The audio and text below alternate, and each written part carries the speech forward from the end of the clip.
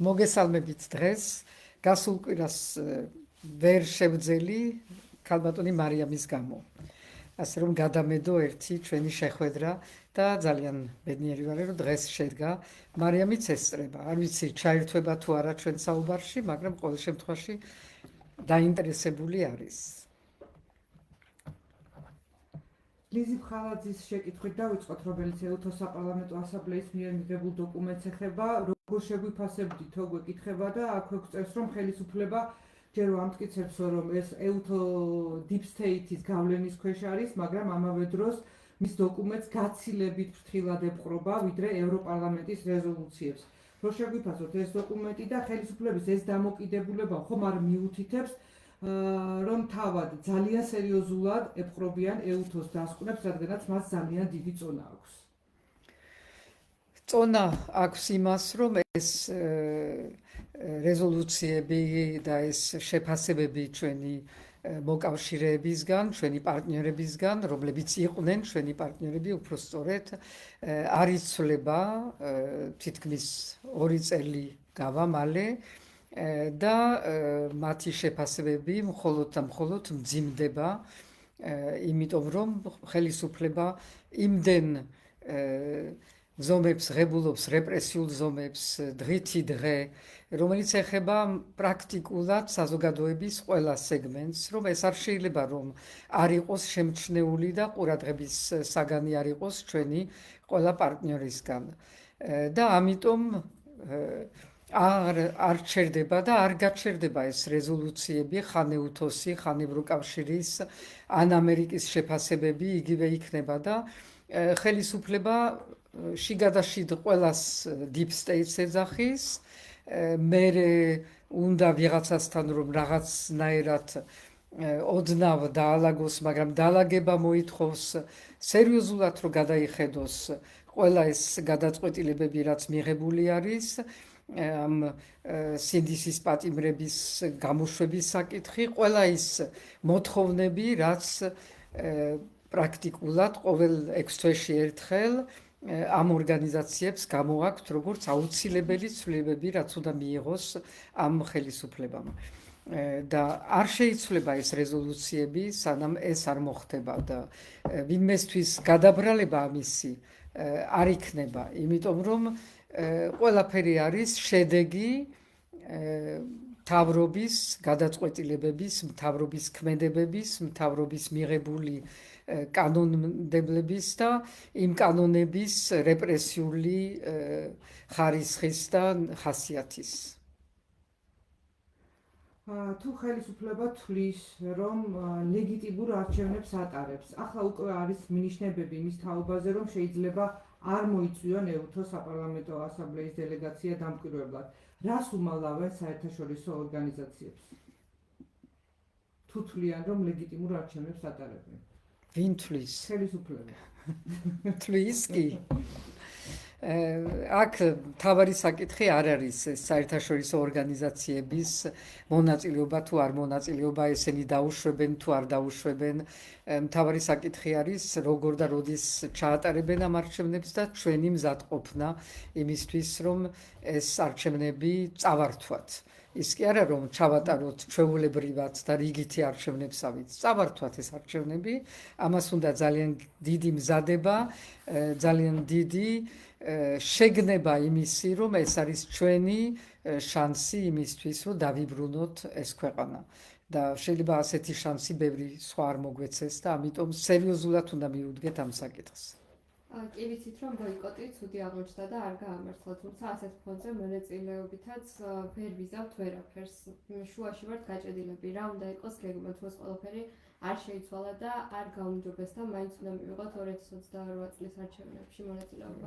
როგორც ამ წუთას ვთქვი, ეს არ არის რიგითი არჩევნები, ამ არჩევნებში ალბათ არ უნდა ველოდოთ ამ რეჟიმისგან ძალიან დიდი ცვლილებები და მათ მიერ დაშვებული ახალი დათმობები ვთქვათ, მაგრამ ეს არ ნიშნავს, რომ ჩვენ არ უნდა მოემზადოთ ბრძოლით არჩევნებისთვის და ბრძოლით არჩევნებს აქვს სულ სხვა დატვირთვა. ეს არ არის ის არჩევნები, სადაც ხან ერთი პარტია, ხან მეორე ცდილობს, რომ მის ირგვლივ მოაგროვოს მაქსიმალურად თავისი მხარდამჭერები. აქ უნდა იყოს სრული ერთობა საზოგადოების და მე არ ვლაპარაკობ იმ ძველ გაერთიანებას პოლიტიკურ პარტიების, რომელიც როგორც ჩანს ვერ შედგა და ალბათ ამ რეჟიმის ჩარევების გამო, ან თუნდაც იმის გამო, რომ ძალიან დიდი ნაწილი ამ პოლიტიკურ პარტიების ლიდერების ციხეში არიან დღეს და შეიძლება დაუმძიმდეს კიდევ მათ ეს სასჯელები, აუცილებელი არის, რომ საზოგადოებამ აიღოს თავის თავზე და მოამზადოს ის, რაც არის მისი მომავალი და ამ მომავალს უნდა მართლაც ბრძოლით წართმევა ამ რეჟიმისგან. არ შეიძლება რომ ჩვენ დაუთმოთ ქვეყანა და ჩვენ დაუთმოთ ყველაფერი ის და ყველაფერზე გავჩუმდეთ იმაზე, რაც ხდება ამ ქვეყანაში ყოველდღიურად, თუნდაც დღეს რაც ხდება, ის რომ ერთი მაგალითი არის გარემოვაჭრეებს, რასაც უშვებიან დღეს, რაც სხვათა შორის იყო ერთ-ერთი მცდელობა წინა რეჟიმისგან, ასევე ბევრ რამეში მაინც ერთმანეთს გვანან, მაგრამ არა ყველაფერში და ამაში არის ერთ-ერთი ძალიან მიუღებელი ფორმა, რომ ეს ყველაფერი კეთდება. შეიძლება საჭირო იყოს, რომ იერსახე ქალაქის რაღაცნაირად შეიცვალოს, მაგრამ ვართ მისული ამ დონეზე, რომ ეს იყოს ჩვენი დღევანდელი ყველაზე დიდი პრობლემა. ფიქრობთ ჩვენ იმაზე, ამ ადამიანებს რა მოუვათ და რანაირად შეძლებენ რომ თავი ირჩინონ. ფიქრობთ იმაზე, რომ ქალაქი საერთოდ არ არის მოწესრიგებული, ხან სანიაღვრეები, ხან ტროტუარები, სადაც გავლა პრაქტიკულად არ შეიძლება. კი აჯარიმებენ ხალხს, ვინც ვითომც ვიღაცას აჩერებენ ამ ტროტუარზე, მაგრამ ამ ტროტუარზე ჯობია გაჩერება, ვიდრე გავლა, რაც ბევრად უფრო საფრთხის მომცველი არის. ეს ყველაფერი არის ამ ქალაქის საფრთხეები და პრობლემები. არაფერს არ ვიტყვი აეროპორტზე, სადაც წვიმს, მეტროზე, სადაც წვიმს და თურმე ეს გარემოვაჭრეები გახდნენ დღევანდელი ქალაქის იერის მთავარი პრობლემა. და კიდევ ერთი ადამიანურობა. როგორ შეიძლება ასეთი რამეს გაკეთება, როცა საღამოს აფრთხილებ ადამიანებს მეორე დილისთვის? რა უნდა გააკეთონ? როგორ უნდა მოაგვარონ ეს აკრძალვები ჩვეულებრივ იმ ადამიანებმა, რომელსაც სხვა გამოსავალი, სხვა შემოსავალი არ გააჩნიათ? მე მგონი, რომ ცოტა უნდა დაფიქრდეს მერია. დიდი მზადება რას ნიშნავს საზოგადოების ერთობას? ხალხის მხარდაჭერა როგორ უნდა მოვიწყოთ საზოგადოებრივი ერთობისთვის? რას ნიშნავს ხალხის მხარდაჭერის მოპოვება? საზოგადოება არის ხალხი და საზოგადოება თვითონ ხედავს დღეს, რომ მისი მომავალი, მისი ქვეყანა, თავისი საკუთარი შვილების მომავალი არის ძალიან დიდ საფრთხეში. ჩვენ ხვალ ამოვჩდებით რუსეთის ერთ-ერთ პროვინციად და უკვე ვართ, ჩადით ბათუმში და ნახეთ იქ რა ხდება. მე არ ჩავდივარ, მაგრამ ვიცი ბევრისგან თუ რა მდგომარეობა არის და სად ქართველები როგორ ითვლებიან და რუსები როგორ ითვლებიან და რა ყურადღებით არიან ისინი და რა პრივილეგიებით ვიტყოდი. ეს არის ჩვენი ქვეყანა, სადაც ვიღაც რუსის ქალი გვეუბნება, რომ დაბრუნდით თქვენ ქვეყანაშიო ბათუმიდანო თუ როგორ, ანუ არც ჩემამდე არც მომდის ის, რაც ხდება დღეს ამ ქვეყანაში და საზოგადოება ამ ყველაფერს ხედავს.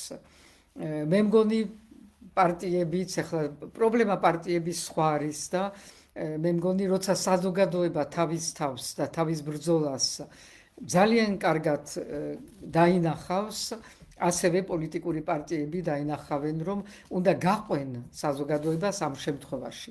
ეს არის ის გამონაკლისი, როცა პოლიტიკოსები უნდა გაყვნენ საზოგადოების დაკვეთას. საერთოდ ისე ითვლება, რომ პოლიტიკოსებმა უნდა წინსწრებით დაინახონ რა არის მომავალი, ხედვა კონდეთ და იმათმა წამოიყვანონ საზოგადოება. დღევანდელ დღეს ჩვენ ვართ სხვა მდგომარეობაში და საზოგადოება არის ლოკომოტივი, საზოგადოება არის წამყვანი და საზოგადოება გადაარჩენს თავის თავს. სანდრო დარაცელია ფაქტობრივად ამ კითხვას აგრძელებს, უბრალოდ თქვენს პასუხს ასე გამოვიდა. თქვენ წამოაყენეთ საზოგადოებრივი პლატფორმის შექმნის იდეა. ეს პროდასავლური ამომრჩეველს კიდევ მეტად უფრო ფრაგმენტირებულს ხომ არ გახდის და რანაირად გამოვა, ანუ პოლიტიკურ პარტიების დღის წესრიგს უნდა გაემიჯნოს საზოგადოება, თუ არ მოსწონს მას ეს დღის წესრიგი? აი, ვერ გავიგე. ძალიან ვართულებთ ამ ყველაფერს. არსებობს პოლიტიკური პარტიები, რომლებიცაც დღეს არ გააჩნიათ უნარი გაერთიანების, არ გააჩნიათ უნარი რომელიმე პარტიას, რომ მის ირგვლივ მოიპოვოს ის ძლიერი მხარდაჭერა, რომელიც საჭირო არის იმისთვის, რომ არჩევნებით ეს რეჟიმი გაუშვათ.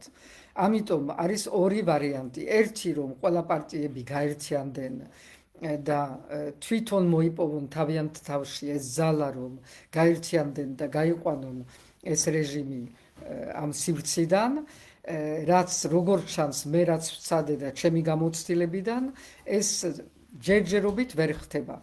და ამ პარტიებმა უნდა დაიბრუნონ საზოგადოების ნდობა. იმისთვის, რომ დაიბრუნონ საზოგადოების ნდობა, საჭირო არის, რომ ერთხელ დათმონ, რაღაცა პერიოდისთვის დათმონ თავიანთი პარტიული ინტერესები, ქვეყნის ინტერესების სასარგებლოდ. ქვეყნის ინტერესი არის ერთი, გადარჩენა არის, პარტიული ინტერესები არის სხვადასხვა და ეს ბუნებრივი არის, უნდა იყოს და მომავალი ეს იქნება, რომ იქნება მრავალპარტიულობა ამ ქვეყანაში. მაგრამ დღეს ამ შეჯიბრის, ვთქვათ, პარტიების შორის შეჯიბრის დრო არ არის და ვერ არის. იმიტომ რომ უნდა ყველა მოქალაქეები გაერთიანდნენ, როგორც გაერთიანდნენ თბილისის ქუჩებში რაღაც პერიოდში იმ კობახიძეს განაცხადის შემდგომ, უნდა გაერთიანდნენ არჩევნებში, არჩევნების დაცვისთვის და ბოლომდე თავიანთი ხმების დაცვისთვის ყველა საშუალებით. ნაირა სოსელია გეკითხება, როგორ უნდა მოხდეს ამ სუფთა რეპუტაციის მქონე პროფესიონალების და ახალგაზრდების შეკრება და მოზიდვა ამ პლატფორმაში, როდესაც პოლიტიკური ველი ასეთი პოლარიზებული და ტოქსიკურია, რომელიც გადაედო საზოგადოებასაც. ანუ ან გვინდა გადარჩენა, ან არ გვინდა გადარჩენა. თუ გვინდა გადარჩენა და მე ამაში ვარ ღრმად დარწმუნებული, ეს მოხდება. ეს მოხდება იმიტომ, რომ ორგანიზმი თვითონ ითხოვს იმას, რომ ჩემი გადარჩენის საშუალებები და ბერკეტები მომეცი და არ არის მრავალი საშუალება. არის ერთი და მხოლოდ ერთი და ჩვენ გერბში გვაქვს ესა. ერთობა არის ჩვენი გადარჩენის, როცა ყველაზე ურთულესი მომენტები იყო საქართველოს ისტორიაში, მაშინ იყო ერთობა. ისიც გვაქვს გავრილი ჩვენ ისტორიაში, რომ ძალიან ბევრი პერიოდები არის, როცა ერთმანეთს ვებრძოდით, ერთმანეთს ვქიშფობდით და იყო ეს გაუთავებელი ამბიციები და ასე შემდეგ. რაც ასევე ბუნებრივი არის და ასევე ცოცხალი ორგანიზმის მახასიათებელი არის. მაგრამ არის მომენტები, როცა ამ რაღაცა დავარქვათ კეკლუცობის დრო აღარ არის და უნდა ყველა გავერთიანდეთ და ასეთი გაერთიანების საშუალება და ძალა მხოლოდ საზოგადოებას გააჩნია, სხვა არავის. და საზოგადოება გამოაჩენს იმ ადამიანებს, რომელიც საჭირო იქნება იმ მომენტში და მხოლოდ იმ მომენტში. მერე შეიცვლება ეს ყველაფერი, წამოვა ახალი ძალები, ახალი სახეები და ასე შემდეგ. ეს არის ბუნებრივი პროცესი, მაგრამ დღეს არის საგანგაშო მდგომარეობა გადარჩენის, არ გადარჩენის რუსეთის თუ ევროპის, რუსეთის თუ საქართველოსი უпростоრეთ. იმიტომ რომ დღეს რაღაცებს ზღაპრებს გვიყვებიან, რომ რუსეთი შვიდობა არის და რუსეთი ჩვენ სუვერენიტეტს აღიარებს. რა ზღაპრები არის და ვის ჯერა ამ ზღაპრების სად დაინახეთ, რომ რუსეთი ჩვენ გვაღიარებს? ხო, რაღაცებს აწერდა ხელს მთელი მისი ისტორიის მანძილზე, რომ იმას აღიარებს, ამას აღიარებს და როგორც 20 წელს გვაღიარა და 21 წლის თებერვალში შემოგვივარდა სამივე საზღვრიდან. ეს არის აღიარება სუვერენიტეტის, მე არ ვიცი თუ ეს არის რუსეთის ფორმა, როცა აღიარებს ჩვენ ეკლესიას და ავტოკეფალიას და მეორე დღეს აუქმებს ავტოკეფალიას, აუქმებს ეკლესიებს, აპატიმრებს ღვლებს და ასე შემდეგ. Რამდენადე უნდა გაგრძელდეს შიდა დაპირისპირება, ვინ უნდა მოვიდეს ნამდვილი პატრიოტი? დიახ, და ძალიან ბევრი არის ამ ქვეყანაში ნამდვილი პატრიოტი. ჩვენ რომ ვერ ვხედავთ და რომ პოლიტიკური სივრცე არის დაკავებული ერთ და იგივე ადამიანებისგან ძალიან დიდი ხანი არის უკვე და ძალიან ბევრი ძალიან პატრიოტი ადამიანი არის გვერდზე გაწეული. თვლის რომ მისი ადგილი არ არის ამ პოლიტიკურ სივრცეში და მე რასაც ვამბობ არის ის რომ დღეს არის სწორედ თქვენი დრო, თქვენი ადგილი და თქვენ არა გაქვთ უფლება რომ გვერდზე გაიწიოთ და თქვათ რომ აი რაც იქნება მე რა შემიძლია. დიახაც თქვენ შეგიძლიათ და ყველას ერთად შეგვიძლია. მე პირადად ვთვლი რომ შემიძლია, მაგრამ შემიძლია მხოლოდ თქვენთან ერთად და არა მარტო. და აღარ გვჭირდება რაღაცა მარტო ლიდერები და ერთი ლიდერი, რომელიც გადაგვარჩენს და მესია, რომელიც ჩამოფრინდება თეთრ ცხენზე და გადაგვარჩენს. არა, ჩვენ თუ ვერ მოვნახავთ ჩვენში ამ სოლიდარობის, ერთობის ერთმანეთის გაგების ძალას, მაშინ არა ვართ ღირსი ამ ქვეყნის და ესეც უნდა შევიგნოთ. კოტეყიფიანი გეკითხება, ბოლო დროს თქვენს მიმართ კრიტიკა და თავდასხმები ერთდროულად ხორციელდება, როგორც ქართული ოცნებისგან, ისე ნაციონალური მოძრაობისგან. და თქვენი აზრით, რა არის ამისი მთავარი მიზანი, რატომ მოექეცით ორივე პოლუსისათვის საერთო სამიზნედ, მთავარ სამიზნედ? ალბათ ბუნებრივი მომენტი არის, ძალიან ლოგიკური, იმიტომ რომ ერთგვარად, თუმცა მე არ მინდა რომ გავაიგივეო ეს ორი ძალა, მაგრამ ძალიან ბუნებრივად ჩანს რომ ერთი მეორეზე არის რაღაცნაირად დამოკიდებული. ქართული ოცნება, იმიტომ რომ აშენა თავისი ყველაფერი და რაღა დარჩა დღეს მხოლოდ შიში ნაცების დაბრუნების, რაც ჯერ კიდევ ნაწილ საზოგადოებაში არის საკმაოდ ძლიერი და ეს არის მისი ერთადერთი საყრდენი. სხვა საყრდენი ქართულ ოცნებას არც იდეოლოგია, არც პოპულარიზაცია, არც რამე კონკრეტული პროგრესული ნაბიჯები გადადგმული არაფერი არ აქვს გაკეთებული იმისთვის რომ მოიპოვოს ვინმესი რომელიმე სეგმენტის მხარდაჭერა.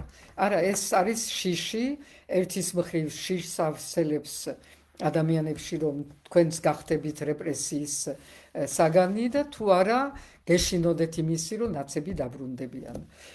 და ნაციონალ მოძრაობას ის აქვს რომ არ უნდა რომ ვინმე ეს ამას ვეღარ შეეგუა რომ რამე ძალა გაჩნდეს, რომელიც დაიკავებს მთავარ ოპოზიციურ ადგილს ამ ქვეყანაში, ამითი სარგებლობდა აქამდე და უნდა რომ ისარგებლოს მუდამ.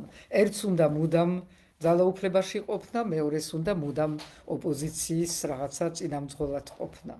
დამთავრდა ეს დრო, დამთავრდა ორივე რეჟიმი, ორივე დამთავრდება ძალიან სწრაფად.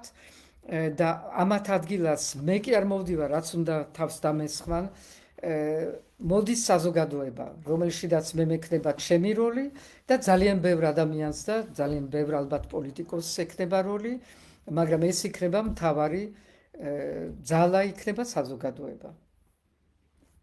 თქვენზე თავდასხმები ხომ არ ემსახურებაო ქოცურ ნაცური პოლიტიკური დღის წესრიგის შემოტანას, რომ მხოლოდ და მხოლოდ ისევე შენარჩუნდეს ორპოლუსიანი პოლიტიკური დღის წესრიგი. აბა რა ვთქვი ახლა? მანუშინ და გორიძემ დაგასწროთ ეს კითხვა. თუ მე დავასწარი. თქვენ დაასწარეთ პასუხი.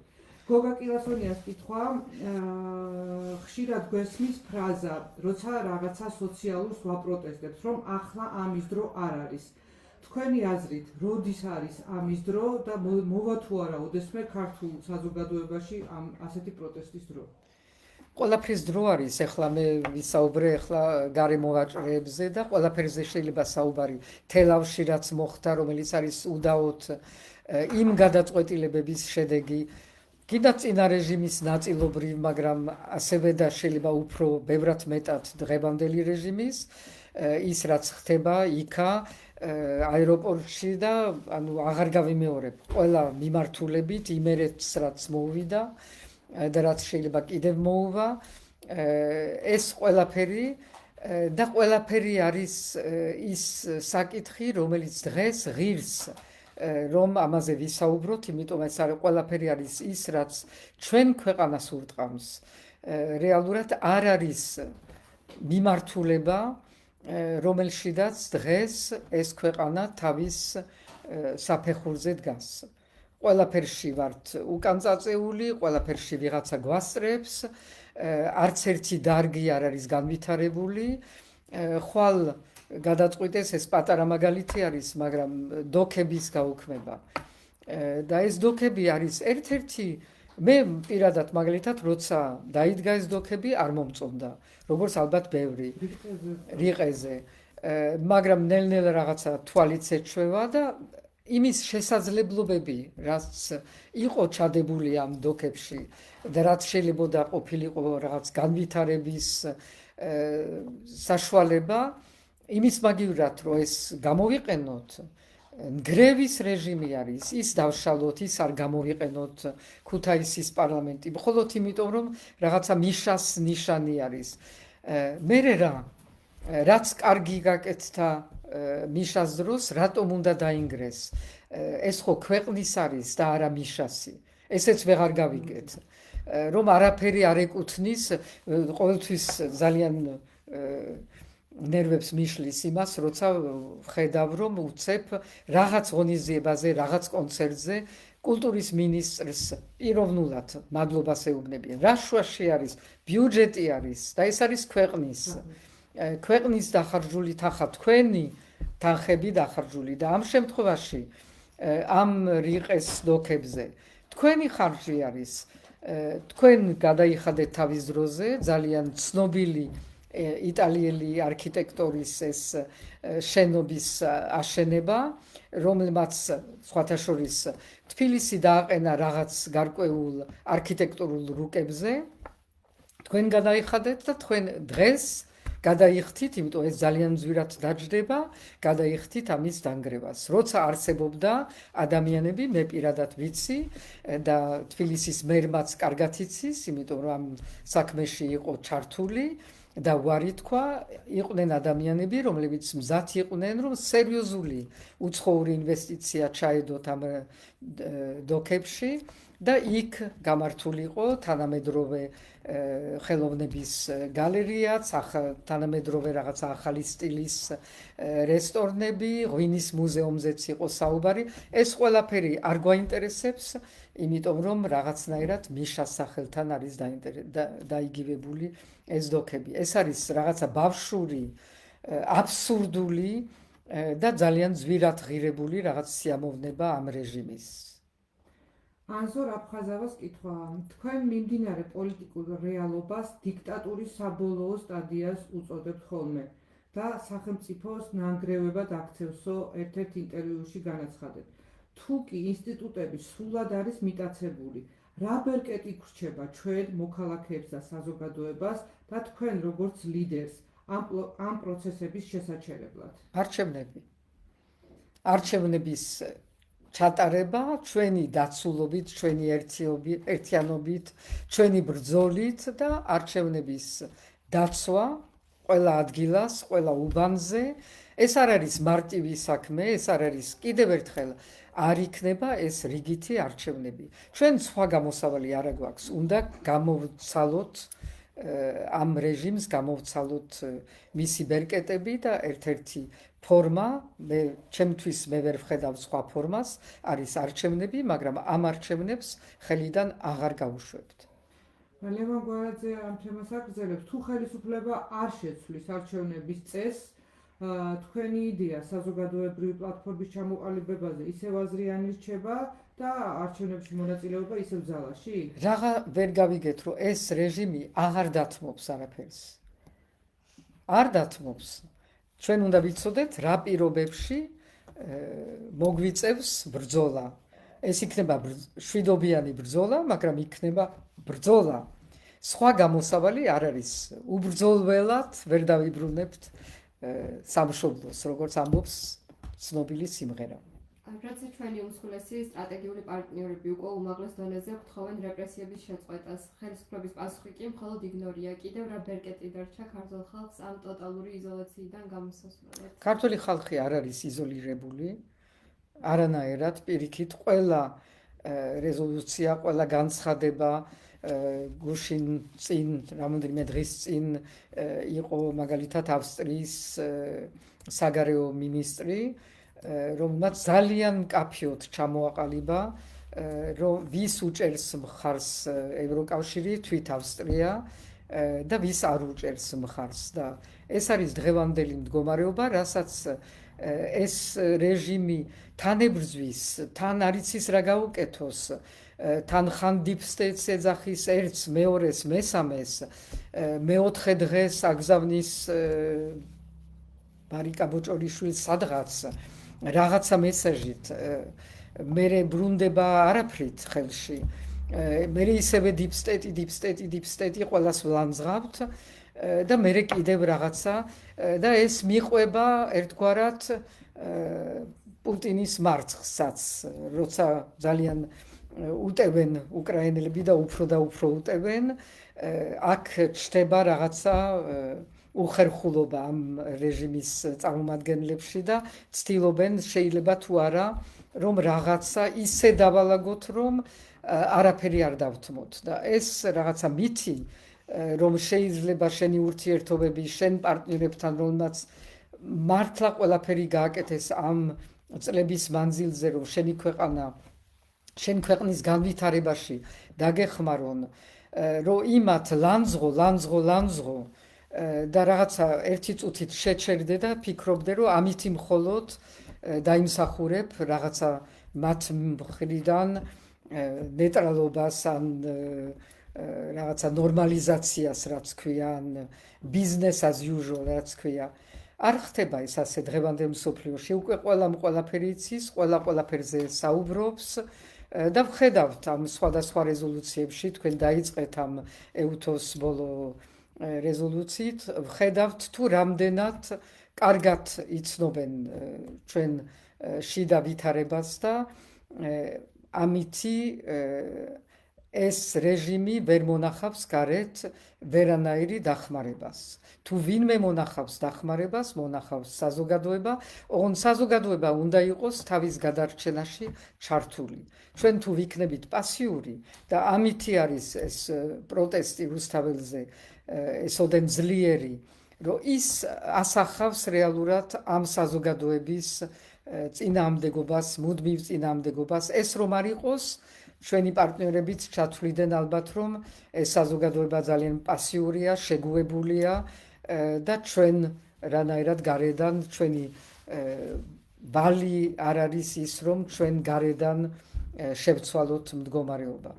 მაგრამ მხარდაჭერა საზოგადოებისთვის თუ საზოგადოება არ იქნება პასიური თუ საზოგადოება თავს დაიცავს არის და იქნება, იმიტომ ეს არის ის რასაც გვიმეორებენ პრაქტიკულად ყოველ დღე. ხელისუფლება დგას და ევროპულ წესებს შანტაჟს უწოდებს. საერთოდ შესაძლებელია დიალოგით რაიმე შეცვლა თუ უკვე იმ ზღვარზე ვართ, სადაც მხოლოდ ხალხის ხმას აქვს ძალა. მხოლოდ ხალხის ხმას აქვს ძალა და ძალიან დიდი ძალა, ძალიან დიდი. ალექსანდრე მჟავიას კითხვა რომ ქვეყნიდან შრომის უნარიანი და განათლებული ახალგაზრდობის გადინებამ განსაკუთრებით ევროპასა და ამერიკაში კატასტროფული მასშტაბები მიიღო, როგორ ვაპირებთ რომ ხელისუფლების შეცვლის მერე შევაჩეროთ ეს დემოგრაფიული დაცლა? მე ვიცხოვრე ძალიან დიდხანს უცხოეთში და ვიცი კარგად სხვადასხვა ქვეყნებში როგორი არის ჩვენი ემიგრაცია. ძალიან ბევრი არის წასული, იმიტომ რომ აქ არანაირი პერსპექტივა, არანაირი დასაქმების პერსპექტივა არ არსებობდა და არ არსებობს და უარესდება ეს მდგომარეობა, მაგრამ არანაირი სურვილი, შინაგანი სურვილი, როგორც სხვა ერებში და სხვა ქვეყნებში ზოგჯერ არსებობს, რომ მინდა წავიდე და დავივიწყო ეს ქვეყანა და არაფერი, მაგრამ ჩვენთან უმრავლესობა არის სხვანაირად განწყობილი და უმრავლესობას ძალიან უნდა დაბრუნება. ამისი ნიშანი არის ის ბინები, რაც იყიდება საქართველოში და რაც ხშირად ჩვენი ემიგრანტების თავიანთი იქაური შრომით არის ნაყიდი, რომ კონდეთ ადგილი, სადაც სამომავლოდ დასაბრუნებელი ადგილი ექნებათ. ამიტომ მე ეჭვია მაქვს და მით უმეტეს ვისაუბრებ იმ სტუდენტებზე, რომლებიც იქ სწავლობენ, შემდეგ შეიძლება რჩებიან იმისთვის, რომ პროფესიულად განვითარდნენ. მათი ძალიან დიდი სურვილი არის, უმრავლესობის კიდევ ერთხელ ახლა მე კერძოდ პიროვნებებზე არ ვსაუბრობ, მაგრამ უმრავლესობის განწყობა არის, რომ მე მინდა ჩემ ქვეყანას გამოვადგე, ამიტომ ვსწავლობ და მე ძალიან ბევრთან მქონდა ურთიერთობა, ბევრს უწერდი რეკომენდაციებს სხვადასხვა უნივერსიტეტებში და განწყობა არის ასეთი, რომ მე მივდივარ იმისთვის, რომ მივიღო განათლება უფრო სრულყოფილი ვიდრე და ეს გაგრძელდება, იმიტომ რასაც ვხედავ დღეს განათლების რეფორმის კუთხით, გაგრძელდება და კიდევ გაძლიერდება მათი გადინება, თუ ამას არ შევცვლით ძალიან სწრაფად, მაგრამ მათი სურვილი არის, რომ მე გავიდე, ვისწავლო, მივიღო ის გამოცდილება, მე თუ შესაძლებელი იქნა პროფესიული გამოცდილებაც და მე ეს ყველაფერი მოვახმარო ამ ქვეყანას. როგორც მე რამდენი წლის მერე ამაზე ვფიქრობდი და ბოლოს მოვახმარე, როგორც შევძელი. ვიღაცა იტყვის, რომ რაში და არაფერშიო, მაგრამ ამას არ აქვს მნიშვნელობა. ჩემთვის, ჩემი გაგებით და რაღაცა ის ყველაფერი, რაც დავაგროვე 40 წლის მანძილზე საფრანგეთში და იმ სხვა ქვეყნებში, სადაც მონაწილეობდი იმ დიპლომატიურ სამსახურით, მე მგონი, რომ ის მოვახმარე ამ ქვეყანას, როგორც საგარეო საქმეთა მინისტრი და შემდგომ როგორც პრეზიდენტი, იმიტომ რომ გარე მიღებული გამოცდილება სხვა კუთხით უყურებ ქვეყანას და შეიძლება ისეთ რაღაცეებს ხედავდე და ისეთ რაღაცეებს სწიდე, რომელსაც ვერ გაიგებდი და ვერ გააკეთებდი, თუ არ დაინახე სხვანაირად, როცა შიგ ხარ ჩაფლული და ამიტომ ძალიან დიდი ადამიანური რესურსი გვაქვს გარეთ, მაგრამ იმ რესურსის ჩამოყვანა, გამოყენება ჩვენზე არის დამოკიდებული. და ეს არ ეხება მხოლოდ ვთქვათ იმ დიპლომიან ხალხს, ადამიანებს, სტუდენტებს, რომლაც მიიღეს იქა მაღალი განათლება უნივერსიტეტებში. ეს ეხება ჩვეულებრივ ემიგრანტებს. მე სულ ამაზე მქონდა აქცენტი ადრე, რომ მაგალითად წყალტუბოს განვითარება, ჩვენ ამას თუ ხელს მოვკიდებდით და ამაზე სულ იყო საუბარი, მაგრამ არაფერი არ გაკეთდა და ბოლოს ვყიდით უცხოელებზე, როგორც ყოველთვის, იყო ერთ-ერთი ყველაზე კარგი საშუალება, რომ ჩვენ ჩამოგვეყვანა ის ქალები, რომლებიც მუშაობენ საზღვარგარეთ და იქ ღებულობენ სწორედ მოვლის, ჯანდაცვის სფეროში მუშაობის გამოცდილებას და ბევრი არიან სხვათა შორის ქუთაისიდან, ხანშესულ ადამიანებს უვლიან და ბავშვებს უვლიან და ამ გამოცდილების ქვეყანაში გამოყენება იქნებოდა ძალიან სასარგებლო და ძალიან საჭირო, თუ კი გვექნებოდა განვითარებული, აყვავებული წყალტუბო. რას ნიშნავს ევროპული განათლება? რას ნიშნავს ევროპული განათლება თუ არა განათლება? განათლება არის მნიშვნელოვანი. ჩვენთან დღეს განათლება ესმით, როგორც ახალი ფორმა და ახალი ყდა წიგნზე. და განათლება არის ყველაფერი. არის იმ გამოცდილების მიღება, ურთიერთობების გამოცდილების მიღება, არა მხოლოდ წიგნიური განათლება, მაგრამ ყველაფერი ის დანარჩენი, რაც ქმნის მოქალაქეს და ჩვენ მოქალაქეს არ ვზრდით. შეიძლება გვყავდეს რაღაც დარგების სპეციალისტები ნაკლები და ნაკლები. იმიტომ როგორც ვხედავთ, გეოლოგები პრაქტიკულად აღარ გვყავს. ყველა ის დარგი, რაც გვჭირდება ქვეყანაში რეალურად, ნაკლები და ნაკლები გვყავს. და არაფერს არ ვაკეთებთ იმისთვის, რომ ეს პროფესიული განათლება დავაბრუნოთ.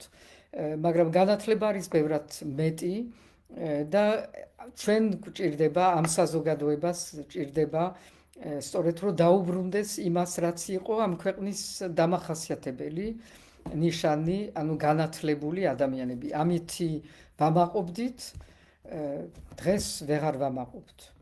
თუ არა საზღვარგარეთ, სადაც გადიან და იქ ღებულობენ სტიპენდიებს, მაღალ დაფასებას და ასე შემდეგ. თქვენი აზრით, მთავრობის შეცვლის შემდეგ რამდენად სწრაფად გავწევრიანდებით ევროკავშირში?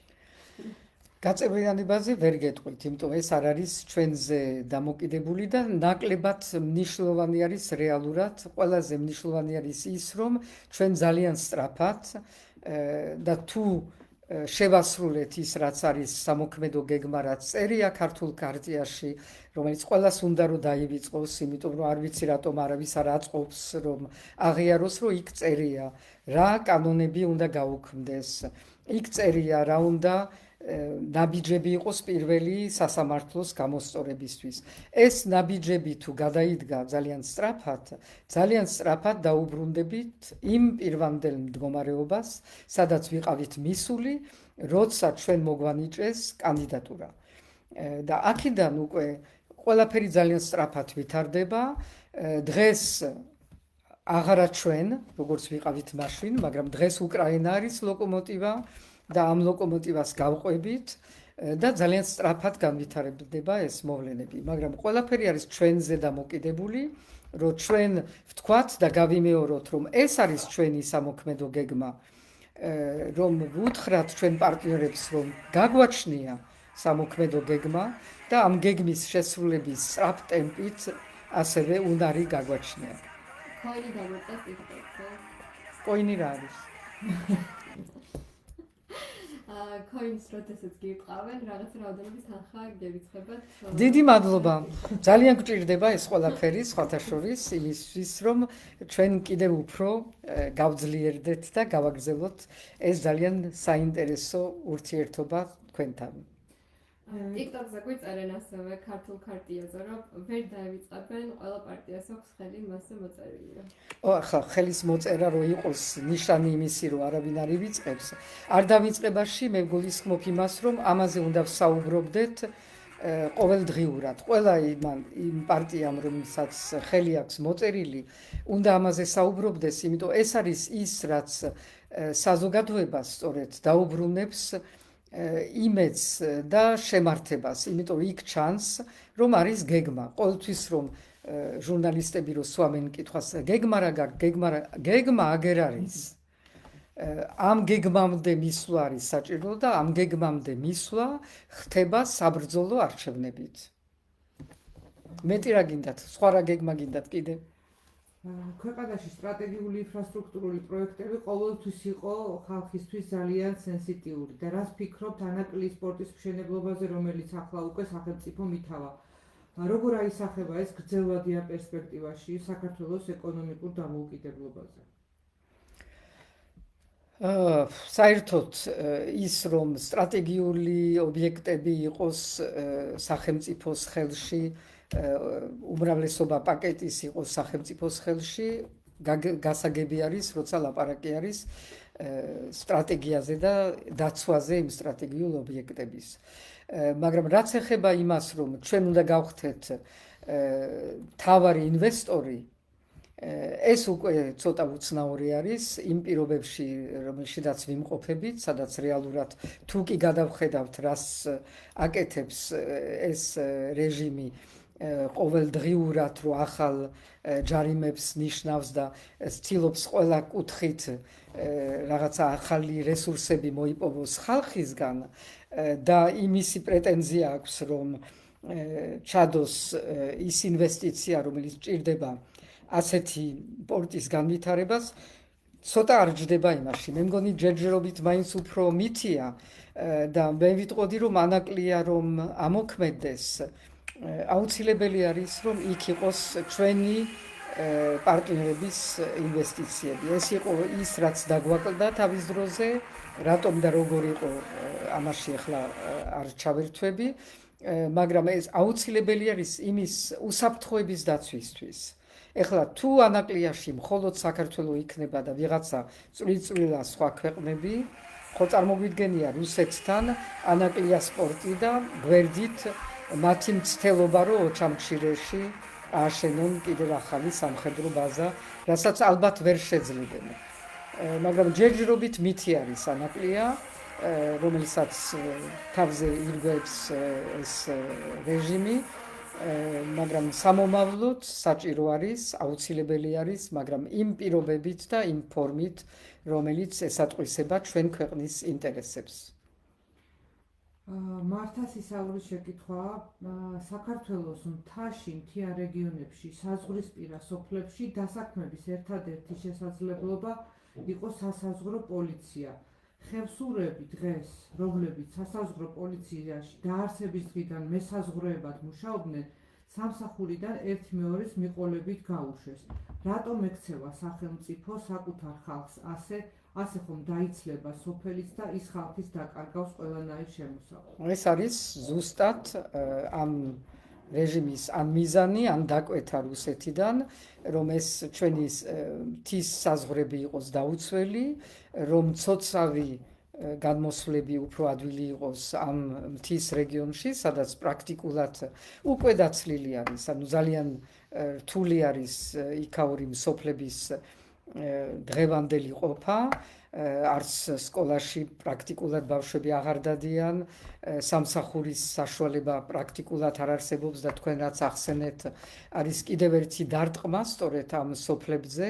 ადრე იყო ეს პროგრამა რენჯერების, რომელიც ასევე დაიშალა და აღარ მოქმედებს, რომელიც იყო ერთ-ერთი ფორმა, როგორ შეიძლებოდა არასამხედრო კუთხით, არასამხედროებით, მაგრამ არასამხედროებით ვთქვათ, დაცული ყოფილიყო მაინც ჩვენი საზღვრების სხვადასხვა მონაკვეთები. ძალიან რთული არის ჩვენი საზღვრის დაცვა და იმის მაგივრად, რომ ეს იყოს პრიორიტეტი, პირიქით ჩანს, რომ ყველაფერი იკეთდება იმისთვის, რომ ნაკლები და ნაკლები ყურადღება იყოს ამ მიმართულებით და ნელ-ნელა თავისით დაიცალოს მთა. კიდევ ერთხელ ეს არის საუკუნოვანი რუსეთის მიზანი. ოპონენტების 13 წლიანი განაჩენებით დასჯახონ პირდაპირ პოლიტიკური ტერორია. ქალბატონო სალომე რეალურად სათქა გადიზღვარი ამ რეჟიმსა და სრულ ავტორიტარიზმის შორის. არსად. ეს არის ყველაზე ნათელი ნიშანი იმისი, იმიტომ რომ აქ არანაირი განაჩენი არ არის სერიოზული, არანაირი დანაშაული არ არის სერიოზული. ეხლა პოლიტიკურ პარტიებს და პოლიტიკოსებს შეიძლება ბევრი რამე დაუწუნოთ, მაგრამ ის რომ ჩავთვალოთ, რომ ესენი არიან ან ტერორისტები, ან ქვეყნის გადამტრიალებელი, ძალიან ძნელი არის და სხვათაშორის ძალიან საინტერესო არის, რომ 4 ოქტომბერს თუ დაუბრუნდებით, ერთის მხრივ აბრალებენ ადამიანებს, რომ თქვენ გინდოდათ რაღაცა გადატრიალება რეჟიმის და იმისი ამას აბრალებენ და ვინ საპროცესოზე მიდის და ვინც ამბობს რომ ვაღიარებ, ესე იგი მართლა მინდოდაო ვითომც იმათ უშვებენ საპროცესოთი. ესე იგი ლოგიკა ამაში არც არ არის და არც უნდა იყოს, იმიტომ ეს არის სუფთა წყლის რეპრესია, პოლიტიკური რეპრესია, რომელიც ცდილობს რომ ყველა დააშინოს. პირველ რიგში პოლიტიკურ პარტიების ლიდერები, მათი პარტიების წევრები, მაგრამ დანარჩენი საზოგადოება ასევე, რომ ყველგან გავრცელდეს შიში, მაგრამ ესეც ამასაც ვერ აკეთებენ ბოლომდე, იმიტომ რეალურად დღეს თუ გადავხედავთ, შიში არის მათ მხარეს, იმ ადამიანთა შორის, რომლებსაც ძალიან დიდი თანხები აქვთ მოპარული, მოგროვილი ამ პერიოდში და იციან დღეს უკვე ხვდებიან, რომ ნებისმიერს შეიძლება ხვალ წართვან ყველაფერი, დააბრუნებინონ ეს თანხები და ჩასვან ციხეში იმ დღეს და იმ დროს, როცა თლათუმფროსი გადაწყვეტს, რომ აღარ მოწონს ეს ადამიანი და უნდა აჩვენოს, ვინ არის ამ ქვეყანაში ნამდვილი ბატონი. და ეს შიში ოპოზიციაში, პოლიტიკურ ოპოზიციაში თუ ოპოზიციურ საზოგადოებაში უკვე აღარ არსებობს. TikTok-ზე მაყურებლები გვიწერენ, რომ უყვარხართ ძალიან. TikTok-ს ვუყვარ ვარ. ამ დადებითი ნოტით დავასრულოთ მაშინ ჩვენ ამოვწურეთ კითხვები დღეისათვის სულ ეს იყო დიდი მადლობა. მადლობთ მომავალ კვირამდე.